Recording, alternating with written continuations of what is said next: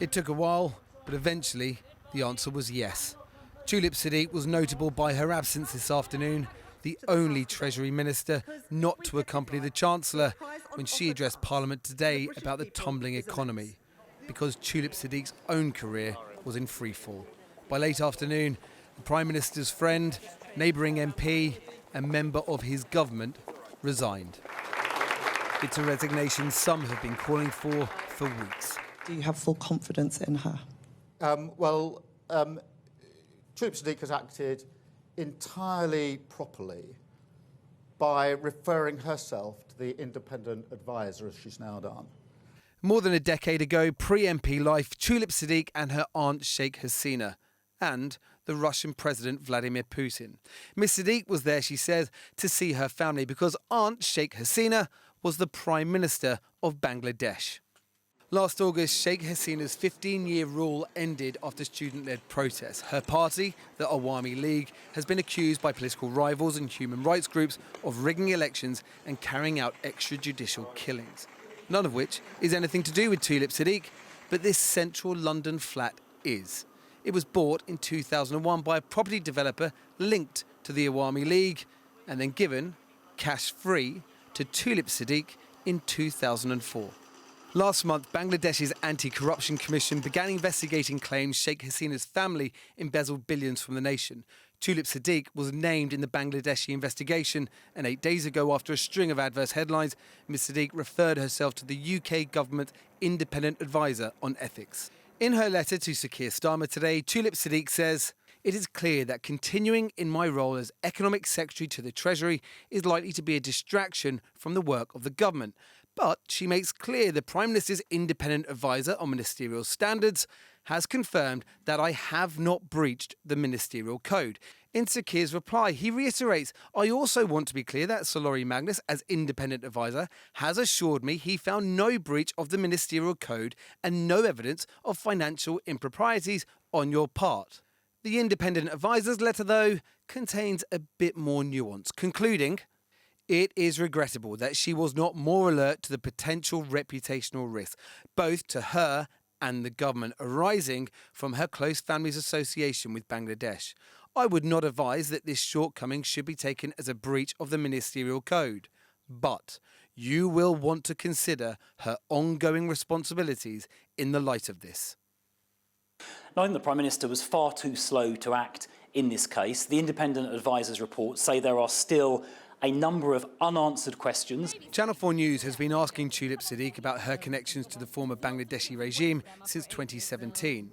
Ahmed bin Qasim was detained a year earlier while serving on the legal team of his father, an Islamist opposition party leader in Bangladesh.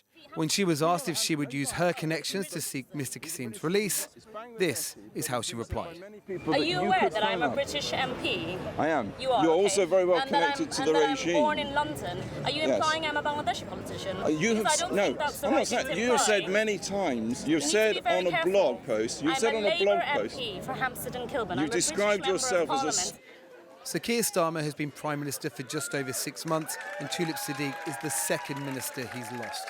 The Prime Minister may no longer face questions over Ms Siddiq. He might not be so lucky about questions of his own judgement. Well, let's hear now from our political editor, Gary Gibbon, who's in Westminster. Gary. Well, people will be wondering what actually did for Tulip Siddiq. And in his report, Lawrie Magnus, the independent advisor on ministerial standards, acknowledges her paperwork was inadequate, the paperwork around those flats that you were just hearing Paul talk about. But he says, that's to be expected with the passage of time. He acknowledges that she misled the Mail on Sunday 2 years ago when they came to her with the story about who actually bought one of the flats for her.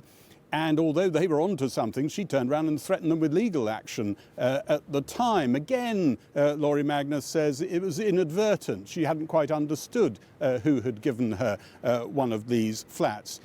So he's accepting her words at face value, it seems, until that killer paragraph that Paul was talking about at the end of the letter, when he turns around and says, frankly, she should have been, I'm paraphrasing now, he didn't say anything that, frankly, it's a rather opaque letter. She should have been more conscious of the connection she had to a political dynasty, particularly one that has fallen and is under heavy investigation. And that, it seems, is what did for her. Did she actually resign? It's always a question we ask ourselves at these moments. When Lou Hague, the Transport Secretary, resigned, she was told, actually, I think you need to resign. Maybe Keir Starmer, he had a phone call with Tulip Siddiq, had to, quite often ministers need a gentle prod in that direction.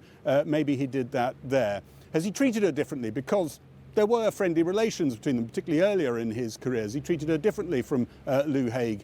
His allies say absolutely not. That was a very different open and shut case. This was a case that needed to be looked into. Controversy hasn't completely died tonight because the replacement of City Minister Emma Reynolds used to be a lobbyist only a few months ago, trying to help the city get closer, financial industry get closer relations with China. She now has that as one of her responsibilities, and anything to do with China creates headlines, and they are being written in Fleet Street as we speak. Gary, thanks very much indeed. Well, a short while ago, I spoke to Jonathan Ashworth, who was in the shadow cabinet under Jeremy Corbyn and Sir Keir Starmer, but lost his Leicester South seat in last July's general election.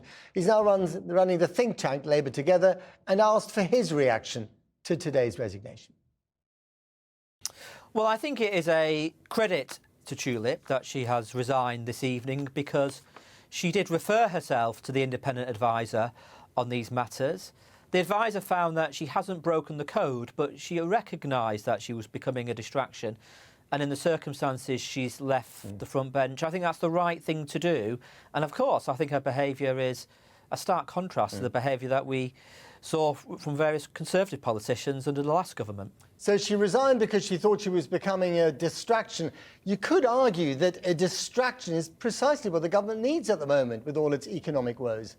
No, and I don't accept your rather mischievous characterisation there. This is a government which is focused on growing the economy. That's the preoccupation of this government. As you know, we've had anemic growth for many years under the Conservatives. So was the Prime Minister, as the opposition has alleged, protecting his close personal friend and fellow North London MP, Tulip Siddiq? No. I don't understand what the opposition are getting at by making that point.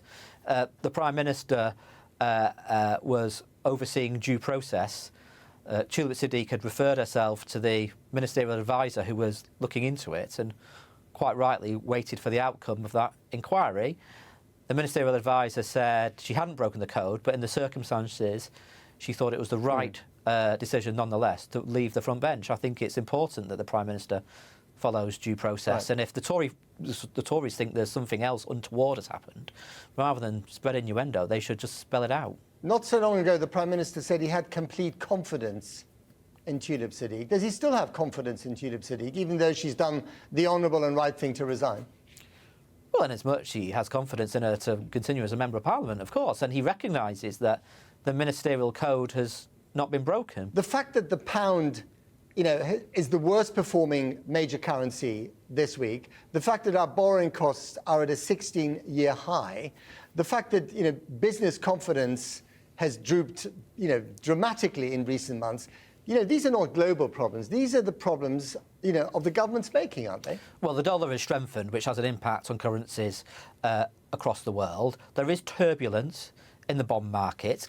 Yields are high in the US as well. It was only 6 months ago that this government were elected, and they found a hole in the public finances. They had to make tough decisions to stabilise the public finances. I wonder what you make of this poll that was published yesterday. It's the first YouGov poll since the elections, and it has the following results. Labour on 26%, right? That's pretty low for a party in government. Reform on 25%, 1% behind you. For the fact that Nigel Farage over Christmas, for example, said he wanted to introduce charging into the National Health Service. I don't believe your viewers in Barnsley, Bolsover or Bolton want to be charged to go to their local hospital. But why do you think that Reform has done so well? I mean, in terms of the Tories and in terms of Labour, 1 percentage point behind the party in government. This Reform UK didn't exist until a few years ago. Well, that's why politicians, Labour politicians, have got to start spelling out the implications of Reform and what it would mean if we had a Kemi Badenoch, Nigel Farage coalition of chaos government. Jonathan Ashworth, thank you very much indeed. Thank you.